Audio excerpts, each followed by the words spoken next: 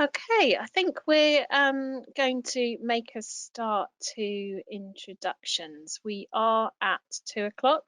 I can see that there's still a number of people joining, but let's make use of the time. I know we've got some really great content from Kate and Jim, and they've got lots to share with us, so I don't want to lose a minute in making sure that we have enough time for them to share everything that they want to today.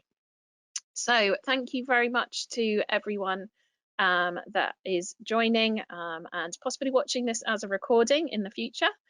Today, Jim and Kate will be sharing the lessons they've learned from implementing Vevox. So sort of recently, over the last few months, Aberystwyth University have been implementing Vevox, and they are here today to share some of that knowledge with you.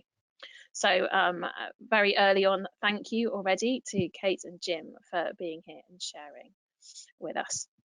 So as mentioned to some of you already, we will be using the Vevox app as always, so you can join that at vevox.app and type in the 9-digit code. So that's 108-661-808. But I'm sure you are all quite aware of how to join. So I'll leave that there up on screen just for a minute while you're all joining. So we will be sharing the code again, so don't worry, but if you can join that now, that would be fabulous. So just to give a little introduction of Kate and Jim.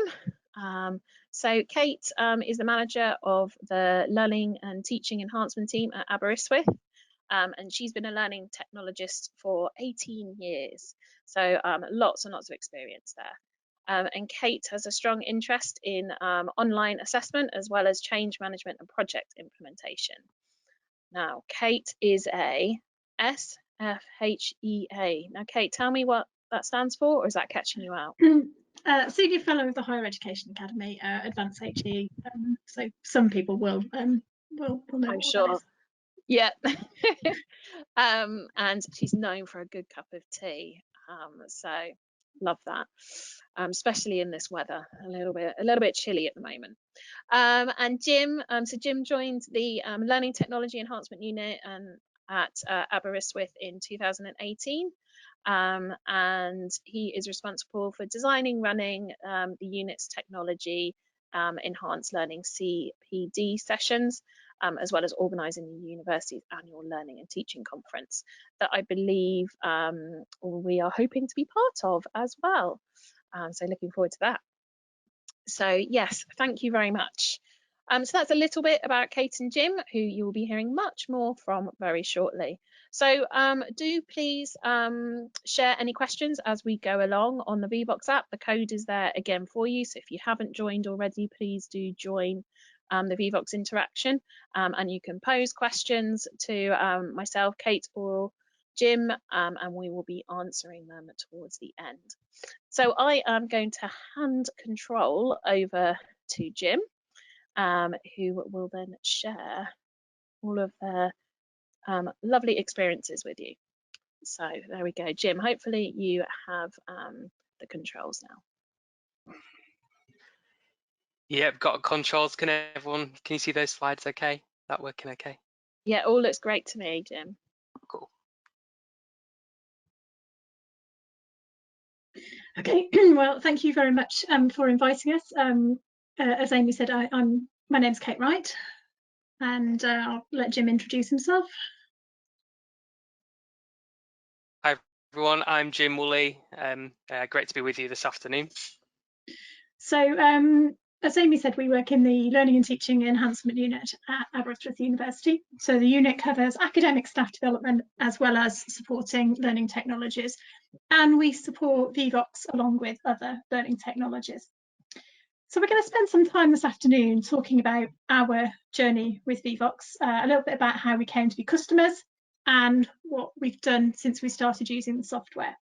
But before we do that, just to get an idea of where you are on your journey with Vevox, we're just going to run a very quick poll.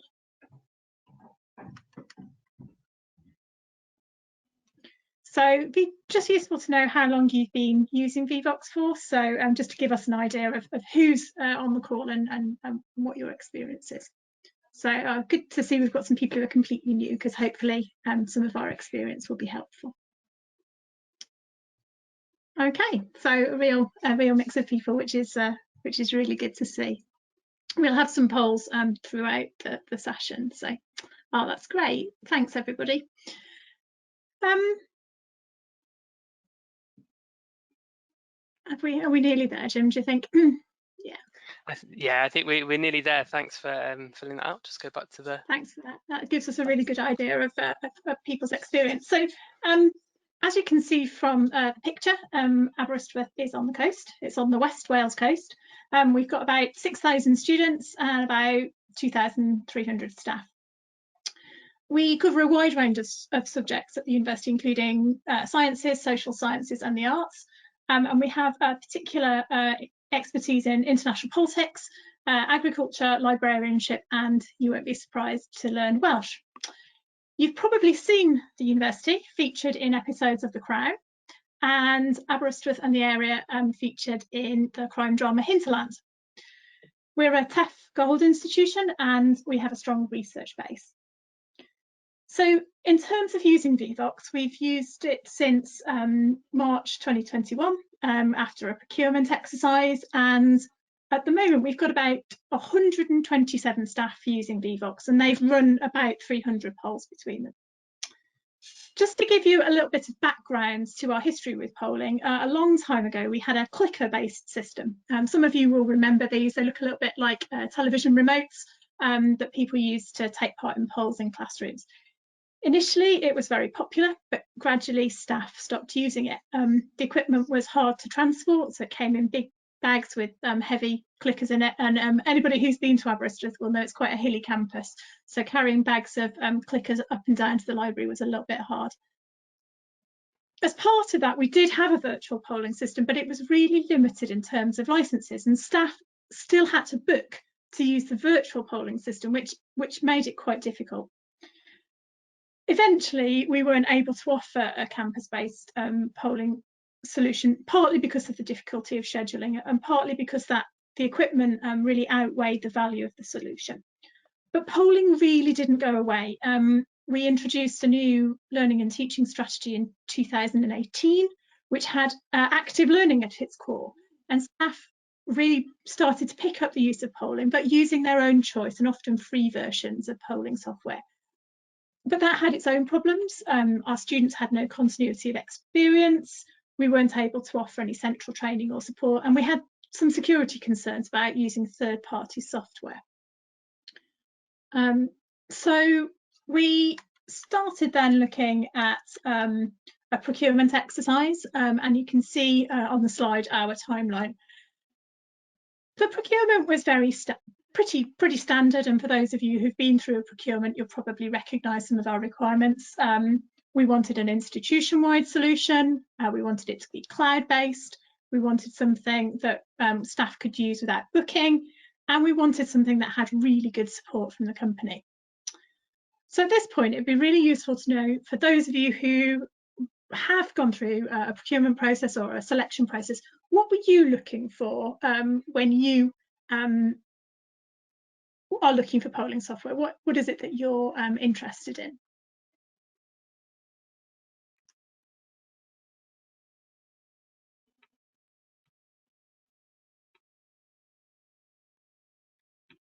Yeah, easy to use, I think, was was something that we were looking at. Simplicity, yeah. Yeah, lots of this is speaking to what we were looking for, wasn't it, Jim? Yeah, definitely, and that is something that we've seen in feedback from staff. Is the ease of Vevox. We really wanted something nice and clean and easy and quick to build and deploy, kind of on the fly. Definitely, there's some things I really like. They're friendly and fun. I really like that. Yeah, that's a nice one. Well, we've still got a few people contributing, so I think we'll let this run for a few more seconds. Yeah, there's definitely those big words that are coming out, the sort of things that that we were looking for when we were selecting our software. And yeah, integration into PowerPoint, definitely, and security, reliability, definitely speaking to a lot of the things that we were looking for.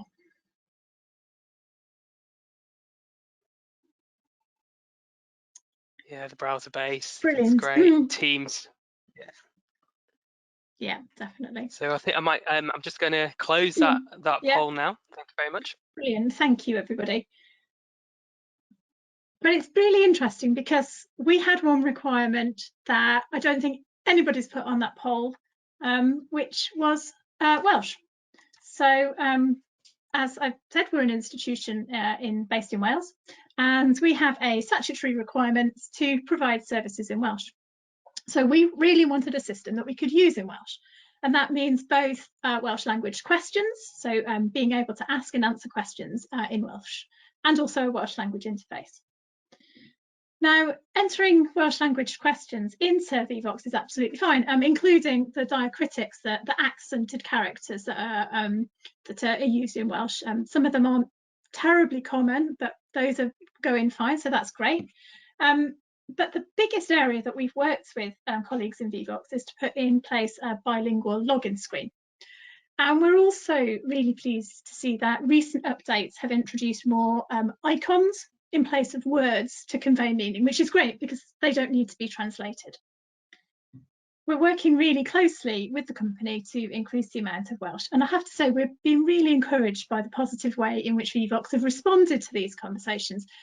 It's not always our experience for those of us working in Welsh or in other languages. It's not always the case that companies are so open to translation. So that's a little bit about our background, and I'm going to hand over to Jim now, who's going to cover some case studies of some of our early adopters and what they've been doing with Vevox. So over to you, Jim. Super, thanks Kate, and thank you to everyone for participating in those polls. We will continue with some more polling activity as we move through this presentation, but we are going to take a look at hopefully 6 case studies if we've got time this afternoon, and this kind of really emerged obviously after we got our site license. I would just want to say a big thank you to our academic colleagues who have provided us with these case studies, and these aren't Vevox polls that we've generated in the Learning and Teaching Enhancement Unit. These are actually our academic colleagues who are using these on the ground in their learning and teaching at the moment. So as Kate mentioned, we've got a wide variety of staff currently making use of Vevox, and for a whole host of different types of activities. These of course include your traditional kind of icebreaker style activities and gamification style activities that you get with polling software. But when we're putting this presentation together, there are some really innovative practices that are starting to emerge amongst colleagues. So we really want to present these this afternoon. One of the strategies that we used to engage colleagues was we actually got them involved with the procurement process in the polling software procurement, asking them to identify what needs they needed from a polling software. And this meant that we already had early adopters to give the polling software a go as soon as it was procured. So after we procured Vevox, we started our training program. We created some in-house training sessions, an introduction to polling and an introduction to Vevox sessions were run, but we also developed some more advanced sessions as well, including how to integrate polling into your learning and teaching, at what point in a lesson you might want to bring polling in. We found that Vevox has been an invaluable solution to face-to-face teaching at the moment, especially where we've had face-to-face teaching that might be distanced or restricted owing to the current restrictions. We have been encouraging staff to use Vevox to really bring the students together in those sessions. So yeah, once we got our guidance all good to go and our FAQs and guides translated before the launch, which happened just kind of like towards the end of semester 2. And then over the summer, we've been working really hard to actually foreground Vevox as one of the key technology enhanced learning tools here at AU. So when we started putting this presentation together, we looked at our usage stats of Vevox to see who were our big users, and we contacted them. We asked them kind of what they were doing in their teaching with Vevox. So the case studies that we present this afternoon are very much based on what they're doing. The first approach that I want to share with you is something that's happening in our computer science department, and this is led by Dr. Chris Loftus and Dr. Emmanuel Isabor, and they're using Vevox as a research tool. So they are conducting research in their department on how challenging students find their modules. So every module has got a Vevox poll, which is comprised of 3 questions, and we'll take a look at that shortly. And over the course of the semester, they're going to be polling the students at the 3rd week, the 6th week, and the 9th week of teaching, and then also moving into next semester as well.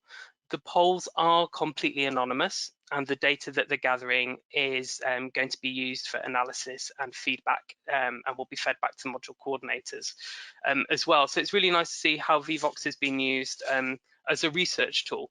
I'm going to share with you one of the questions now. And this question is the XY style question. So not a question that we have had particularly heavy use of, but students are asked to rate how interesting they find the content, and also how challenging they find the content of a scale on 1 to 10. And then that's obviously analysed and, sorry about that, just get the poll back up. Analysed and presented back to colleagues. So you can see that plotting here, so we can see that changing as people are filling that out. One enhancement that we have requested is the export feature for the PNG image with XY. That does just show the average that you're seeing at the moment. We have asked for a development around the export to be able to show kind of every student's response, kind of in a nice XY style plot. But obviously at the moment we can retrieve that from the Excel spreadsheet that's produced. So a really nice kind of really nice activity to be done with module evaluation. So that's the first question the students are asked.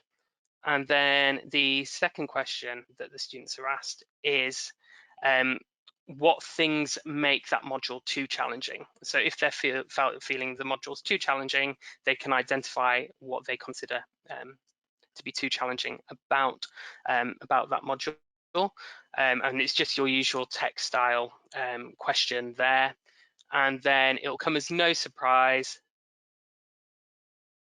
Hard sums, yeah, and content length. That's great. So yeah, your students can identify what they find challenging on that module, and it'll come as no surprise that the next question that they're asked, I'm just going to close that, is what things, if any, make the module insufficiently challenging. So if they're finding it too easy, what is too easy about that module? So like I mentioned, students are polled at the 3rd week, the 6th week, and the 9th week, so you get a really nice kind of track across the semester, and it's also every module in that department as well. So that was case study 1, module evaluation and Vevox being used as a module evaluation tool. Really nice to see it move beyond kind of like that satisfaction style question to be thinking much more about the challenge of the content. The next case study, just going back to the slides now. The next case study that I want to share with you is from Dr. Mari Gorman, who's a physicist, but Mari also lectures in our graduate school as well. So Mari's got a really nice approach to kind of a students as partners or student-led approach to polling, where she asks her students to provide her with stats actually in the session that they then kind of apply and analyze. So she does have the responsibility of teaching stats to students who have a wide variety of skill levels with that discipline, purely because they're early career or PhD researchers. So some of them might be really used to using stats in their research, and others might just be kind of approaching this as a new methodology. So she's asking them to generate their stats and responding to questions, but she also asks them as well to think of two variables which might be correlated, and those provide then a platform for discussion and application.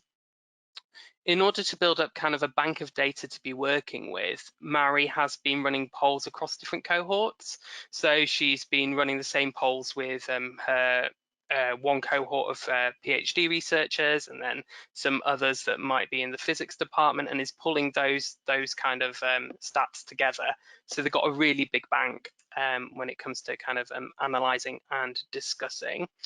And she's also got a really nice approach to kind of an icebreaker style activity, which is asking students to represent themselves in an emoji.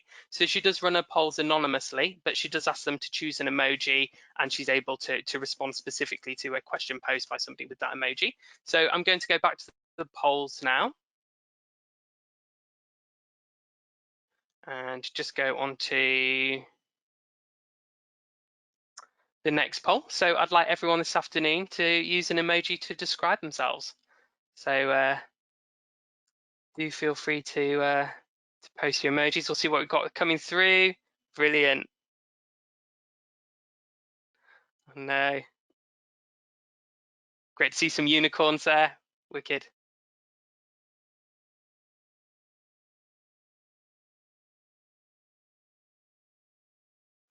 Yeah, so a really nice way to just kind of like build into a session, introduce a session, a nice icebreaker.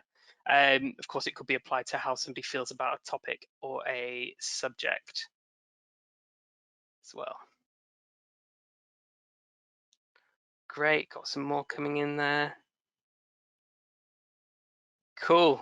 So I'm going to close that poll now. Thank you very much. And just head back to my slide deck.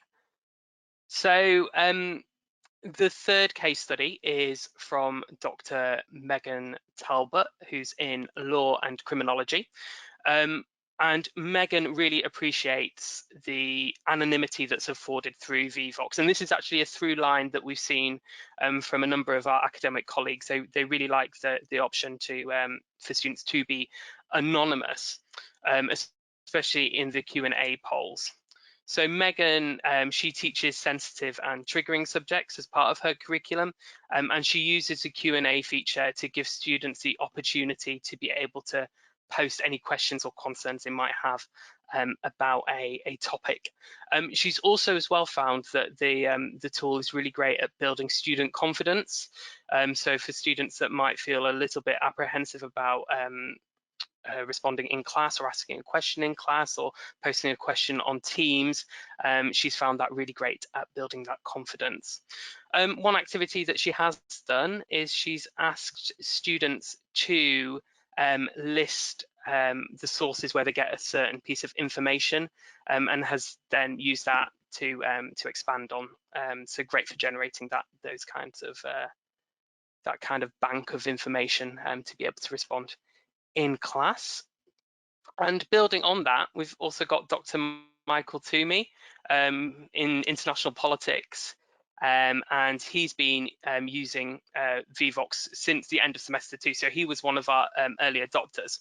And initially, he was using it for your more traditional style polling activities, such as gauging agreement with certain points or statements and giving feedback on sessions. But as he's moved into this semester, he's also started to look at ways that it might be used to provide students with peer feedback and peer assessment. And I thought that was quite a nice way to be able to offer students feedback after perhaps a presentation, or kind of a class contribution or an assess seminar, as they do in international politics here.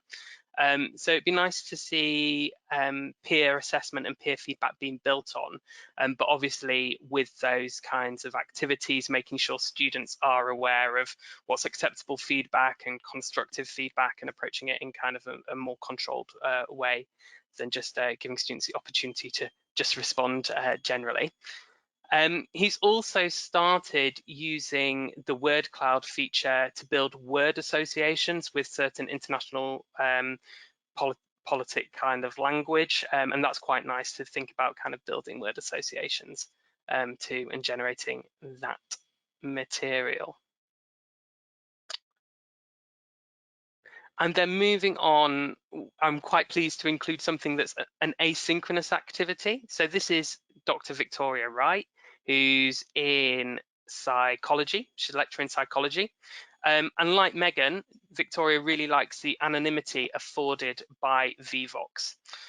So we do have a number of distance learning programs here at AU, and we've got a number of asynchronous learners, and obviously this increased as well through the pandemic. More people were doing more interactive exercises in their own time, and so we really like the way that Victoria's created set up a Q&A in Vevox, has copied that link and pasted that into her Blackboard site on the VLE, and from there students are able to ask anonymous questions at any time. But it'd be nice to see kind of like some more activities developing in this area where we start building polling into those asynchronous activities as well. If you were interested in doing a Q&A kind of anonymously through Blackboard, you might want to consider whether you turn moderation on or off, and also, you know, whether you want to give students the opportunity to upvote and see each other's responses. And then our final case study, it will come as no surprise that we've also got our own. So here in the Learning and Teaching Enhancement unit, we really liked how integrated Vevox is with Teams, and that's how we've been delivering our training since the pandemic started. One thing that we've used Vevox for is to gauge staff confidence before they start a session, how comfortable they are with either the technology or a particular learning topic that we might be covering in that session. So we asked those questions at the beginning of the session. And then we've also asked those same questions at the end to be able to measure the impact of the session and see if our academic colleagues are more comfortable as they complete that session. So that's been really, really useful. We've also used it for feedback on sessions as a feedback style survey. But the thing that I really enjoy using is the new pin on image style question that's now available. So with the pin on image, we're asking staff to identify where on Bloom's taxonomy, for example, a certain activity is. So really pleased to see that development from Vevox. We're going back to the polls now. And there we go. So I presented you six case studies. I'd be really interested to hear if there was any that caught your attention, or any that you would think about maybe embedding in your institution. So yep, the module evaluation, it's great. Stats generation, yeah, that student buy-in.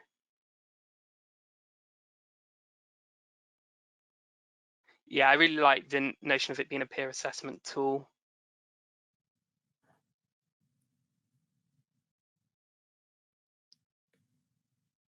Let's let a few more people kind of respond to that. We've got going to have a draw, I think, with so many responses. Anonymity for sensitive topics. Yeah, that's a really big one. Kate and I ran a session the other week on equality, diversity and inclusion, and obviously wanted to give our participants the option to answer questions anonymously that isn't afforded in Teams or via email, or if you're face-to-face. So we really like that.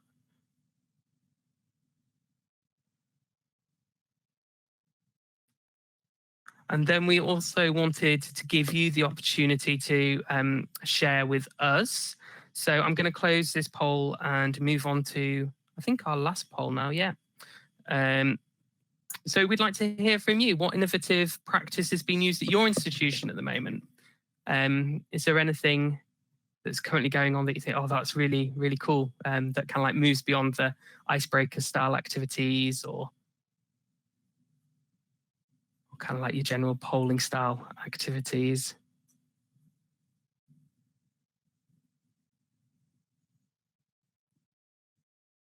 Give people a few moments there. I'm aware of the time as well. It's possibly one that takes a little bit of typing, I suppose. So you've got to fill the silence, or you know. And also, I'm used to that. Also remember that just because you don't think something's innovative, other people will. So I think that's one of the good things about this is that we do tend to think in our own institutions, oh, everybody does that, but actually it's really good to hear whether you want to identify as innovative or not, but just tell us what you're doing. Definitely. Formative activities and live feedback. Yeah, VR for lab training. That sounds absolutely cracking. Let's give that a go. I like that. What students took away from the last session. I think that's a really nice one, and a nice one to have anonymously as well.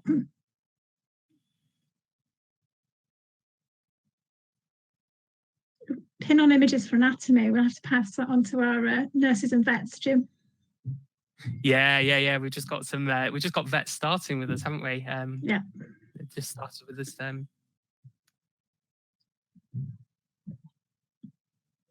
Student staff co-design, getting feedback from quieter students. Yeah, Megan really commented on that. I might keep that running and keep those ideas coming. I won't close that poll, but I will move back to the slides. Got lots of ideas there for the speakers, Amy. Yes, definitely. So I'm just going to round off. Thanks, Jim, for those case studies, and thanks for taking the time to collect them as well. That's really useful. Just to say a few words about where next. So unsurprisingly, we would like to see more staff making use of this, but I think it's really important that we see this as an informed choice to use polling software. So we're not after just increasing the numbers to just increase the numbers. What we're really after is staff who make an informed choice about the technology that they want to use, and then if Vevox suits them, using that. And I think that kind of speaks to that becoming sort of just a standard part of what we offer as our set of tools e-learning wise, and also that role in the active learning strategy. So our active learning strategy will be refreshed in the next year or so. So we'll be looking to see how we can incorporate our new tools into that. As I mentioned, we're really interested in increasing the amount of Welsh in Vevox, and we're really great working with colleagues from Vevox to do that. I think some teaching activities that we're interested in the shift towards gamification, and also kind of peer instruction, so using polling as part of our peer instruction, peer dialogue tool. Once restrictions are a little bit more relaxed. Our restrictions in Wales are slightly different to England, so our teaching is quite forward focused. So as more discussion is possible, then we're really looking to that peer instruction.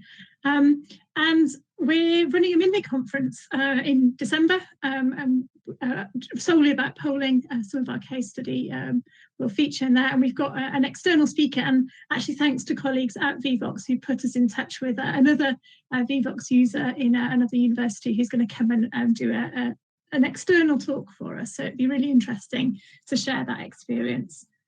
We're also really interested in hearing from any of you on the call, or any other clients who are working in a multilingual and bilingual environment, to share your experiences and for us to talk with you. So if that is something that you're doing, then do get in touch with us, because we'd be really interested to hear your experiences too. But thank you very much, diolch fawr iawn, as we say in Wales, for listening and for taking the time to come and hear us speak today. And we're happy to answer any questions. If they're very technical, we might hand over to Amy, who'll be much better at the technical side of things. But if you've got any questions at all, please do ask. Thank you very much, both of you. That was yeah, really interesting. I am if it's okay, I'm just going to close this poll now, and we can have a look to see if there is any sort of Q&A in there. So if you do have any questions for Kate or Jim or myself, then please do submit them. Hopefully you can see them up on the screen now, and we'll take a look at the questions. So okay, if we take the top one, so I think that's just sort of a comment on sort of your tip to multi-language support. So I will give you, I'll probably get not shot for this, I shouldn't say that, but sharing something before time. But I can tell you that is something we have in the plannings for next year for further multi-language support of the whole application, app and dashboard. So watch this space. No promises for when that is, but it's definitely on the list. So does it work with Apple? It does work with Apple. So you can use Present View with Apple as a presenter. Obviously, as a participant, you can use Vevox on any device, either through the native app or the web interface. The integration with PowerPoint doesn't currently work with Apple. That is something that we're working on for next year as well. So again, watch this space. But yes, we have a large number of users that use us with Mac, if that's what you mean from sort of a presenting point of view. I don't know if you guys have any sort of comment. It's something we get asked quite a lot. So definitely something that's a priority for us. So here we go. This could be, so I'm doing an end of year module survey. How can I make sure the same student cannot submit more than once? Is that something that you guys have come across? I have got an answer to that, but I don't want to sort of, you know, make my voice too heard. Is that something you guys sort of have found a problem that you know of? Not that we're aware of, and they are done in the live sessions. And obviously, you know, once they respond, I think they've got the option to wipe it and then resubmit. I don't think they can. Yeah. But Amy, if you've got the answer to that. Yes, so I guess so the way that they're doing it at Aberystwyth is they're using the polling. So I guess to try and encourage the students to give their responses before they walk out the room and forget that they're there, they're doing it through the live polling, which means that you can only submit one response. If you're, I mean, you could join from another device, but I guess they don't have that many devices. If you're joining from so like if you're opening up multiple web browsers within the same device, then you wouldn't be able to submit multiple responses, but you could submit from, say, a phone and a laptop. But we don't get reports really of people doing that.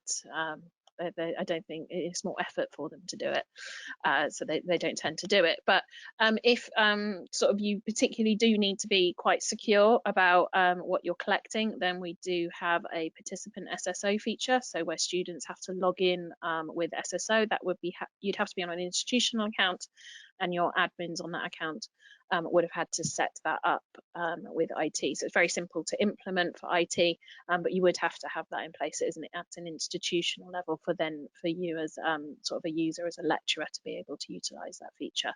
So you can make it sort of more secure if you like. Does it integrate with Microsoft Teams? Now, Jim, I know that you were talking about using that, so I'll let you answer that question. Yep, sure. So there's two ways. There's two ways that it integrates with your Microsoft Teams. The first way is in a meeting. So if you set up a meeting from a calendar, you can then add the Vevox code to that meeting, and it just makes it far more seamless for the people joining the meeting in filling out those polls. So they actually appear on the right hand side of the window. So that's for when you just set up the meeting. Now, if you want to use the Vevox app in a team, or you set up the meeting from a team rather than from a calendar, then you have the option to add the Vevox add-in to that team. but that's not kind of like included in the meeting itself. People have to like participate in it from the team site rather than the Teams meetings. Probably said Teams too many times there. But I hope that made sense. We absolutely love it because of that integration, and it's got better and better since kind of like when we got it in March. You know, when we got it in March, it was still very new, and we had a couple of people not be able to take part in a couple of polls because they were joining on a certain device, and we've seen that progress, and it's much more seamless now. I was going to say my answer to this is really, really well. Is my answer to that question. Yeah. I'll leave it at that. Okay, let's take another question. So any protection in place to prevent misuse of input boxes for offences, language and statements? How do you guys handle that?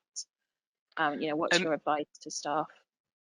Well, for the Q&A, I mean, you know, I do like to treat our students like adults and say kind of like, you know, what they're putting on there is a reflection on them. We haven't come across any issues that we're aware of, and Kate, correct me if I'm wrong here, we haven't had any concerns whatsoever. The Q&A feature does have a moderation, the ability to moderate comments, so you can choose to moderate comments before you display them if you're concerned about that. And then also you can choose not to show the results of like a text poll until you close it, or until you can take a look at the results yourself before you choose to display them. So yeah, we haven't come across any issues, and there are those protections in place. Okay, so just sort of in the interest of time, what I sort of propose that we do, because we're sort of we've drawn to the end of our allotted time, is what I'd like to do is just a couple of bits of information that I wanted to share with you, and then you know, because I realise that some of you may now need to leave the call, so we'll do that, but we will pop back to the Q&A to answer a couple more questions if some of you do wish to stay on. Or ask any other questions. So we will come back to a couple of extra questions there. So just a bit of information from myself, and actually Kate spoke to this earlier, so thank you very much for lining me up nicely.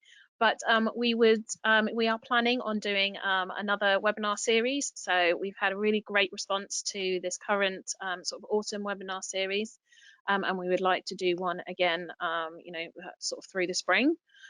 So if you do have any Vevox success stories, we still have some slots available, and we would love to hear about it. If you fancy coming on just yourself, or a couple of people coming on and talking about how you're using Vevox, or maybe you're doing a piece of research and you'd like to share some of that, then please do get in touch with us at education@vevox.com. Even if you don't want to share it in a webinar, contact us. We want to know. We want to hear about it. So thank you. A great way to sort of keep in contact, you know, particularly for these upcoming webinars that we're going to be running, is joining our newsletter. So you can do that by going to our website, scrolling to the bottom, and then there's a little subscribe form at the bottom of our website page. So I recommend doing that. Also, you can find all of our sort of videos and updates. This video of this webinar will be updated onto our YouTube channel. Lots of stuff there, so do subscribe to us. You can sort of follow us there as well. And finally, I just wanted to say a massive thank you to all of our presenters within this series, so to Kate, to Jim, to Rob and to Tom, but also I wanted to say thank you to you. Thank you for attending, for engaging, asking all your wonderful questions. We love running these education webinars.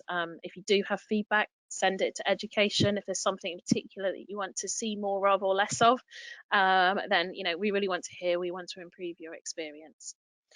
And yes, that was it from me. So thank you very much. If any of you have to leave, please do. Otherwise, we will just go through a couple more questions. Amy, do you mind if I take the question? Do you mind if I take the question about staff training? Because we didn't talk about that. There was one sort of near the bottom about staff training, but I think it would be quite useful We took a slightly different tack to what we've normally done with staff training. So in the past, we've done a lot of in-house training. So we would do the training ourselves. But actually, for the first time with an external company, we used staff from Vevox to deliver the initial training. And they came in and trained our staff on sort of getting started. And actually, it's worked really well. And staff in the team have been able to focus on more dedicated training. So Jim's been doing some kind of what's the next step, more kind of enhanced training. So actually that's worked really well for us. And for us, it was a bit of a kind of step into the unknown. We've always taken control of all our training, but actually it's worked really well. I don't know whether you want to say anything about that, Jim. Yeah, just found that, just to echo what Kate said, really, I've got nothing to add other than it did allow us to focus more time on the more enhanced aspects and getting those kind of like sessions up and running. The one thing that we had to factor in as well was making sure that our guidance was available bilingually. So you know, that's unique to our institution, or if anybody was in a multilingual institution, that's something to bear in mind there. But the training sessions that were run by Vevox, I think we ran 3, didn't we? Kind of like in quite quick succession ahead of the semester 1. We did some of the initial kind of basics training when we first procured it, just like the PowerPoint add-in, how to do that, the odd introduction. But yeah, it worked really well for us to have Vevox do the training really well. Yeah, definitely.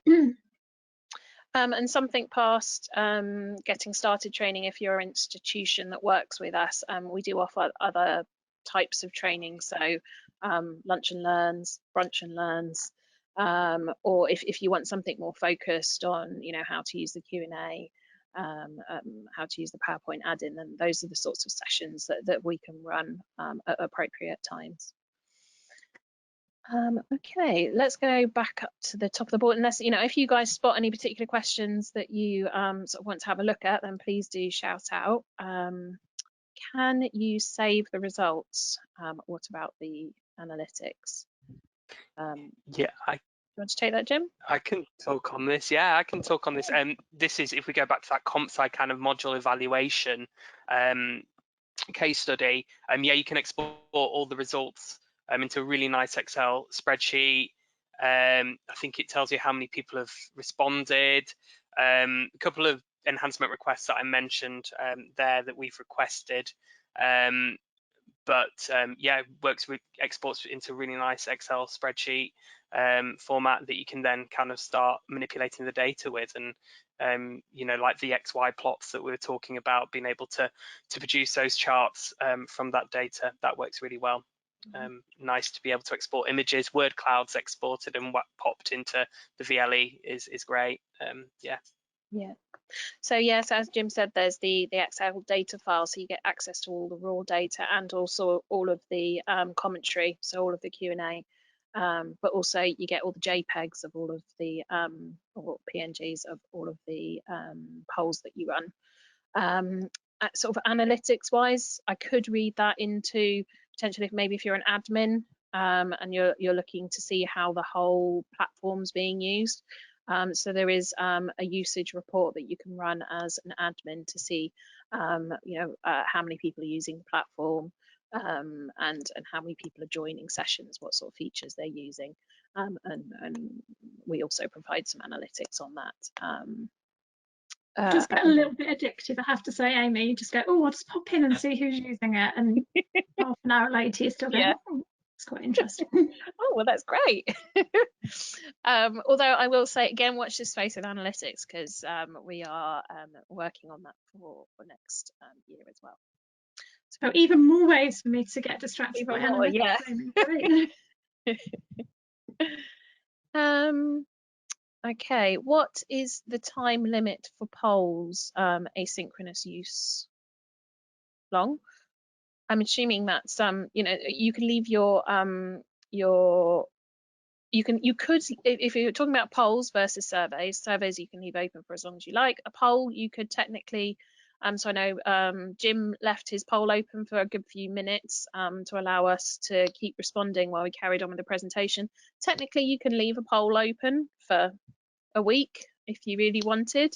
You know, if you're trying to build a word cloud, maybe, for instance, you could do that.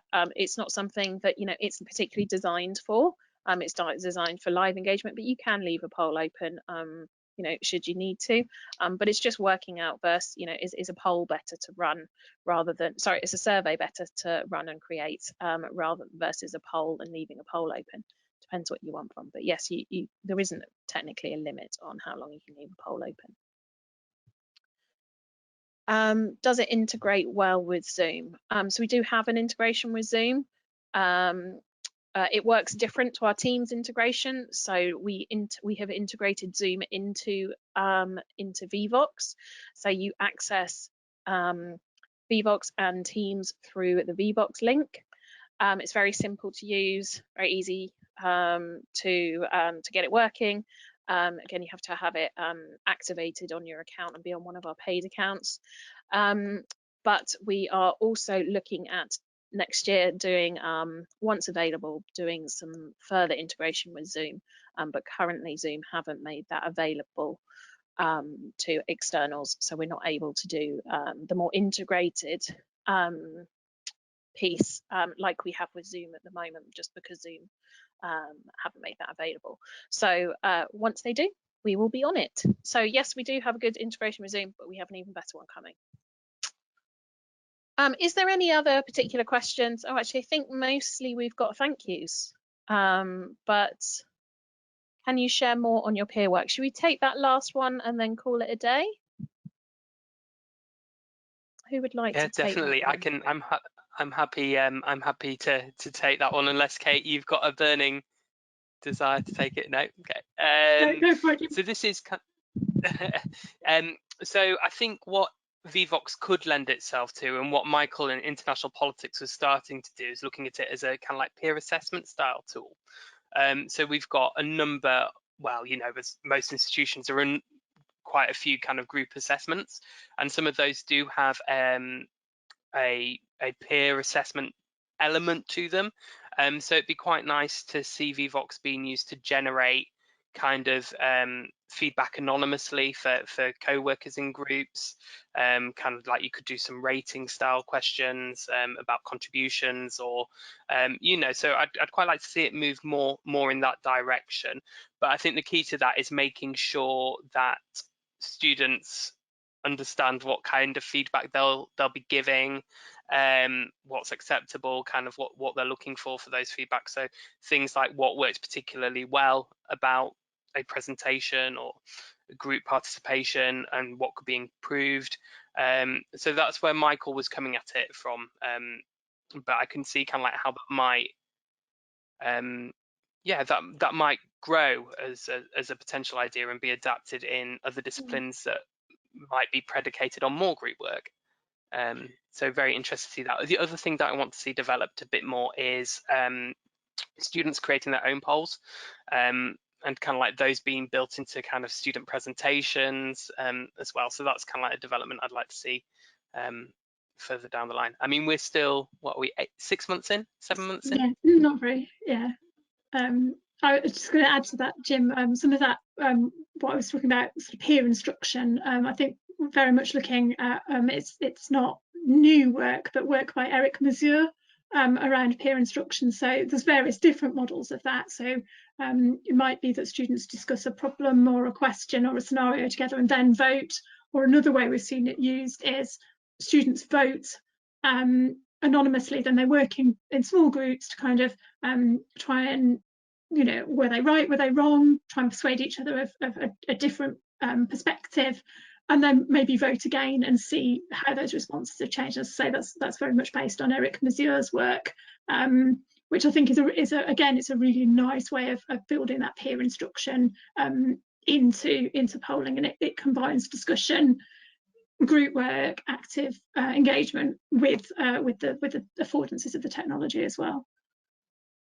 And we've seen and, you know, heard of people doing exactly what you've been describing, Kate. And one thing that I found very interesting is people have been able to do that virtually as well if they need to. So they might run a poll with Vevox sort of in the group, And then they might split people into breakout rooms, into small groups. They go off into the breakout rooms, they discuss it, and then they come back to the main room and they re-vote again. So you can still do that virtually. And I don't know whether we didn't sort of seem to cover it, but I don't know if you guys are more virtual or face-to-face or even possibly hybrid, but obviously that could work hybrid as well. Taking some, you know, your virtual people off to breakout rooms, but having people in the room in groups. You can still do it, and obviously you can use Vevox whether you're in the room or whether you're virtual, so it helps bring all of that information together. So yeah, no, that's good. Cool. Okay. Well, thank you, everyone. I can see that there's still quite a number of you stayed around. So I'm really, really pleased. You obviously really want to hear all that Jim and Kate have learned. So yes, from us, thank you very much again for attending, and thank you very much to Jim and Kate for sharing today. We really appreciate it. So until next time, and hopefully some of you that are out there will be joining us next time, and maybe being presenters. So we look forward to hopefully hearing from you soon. Okay, thank you very much. Bye-bye. Hi, everyone. Thanks, everyone. Cheers.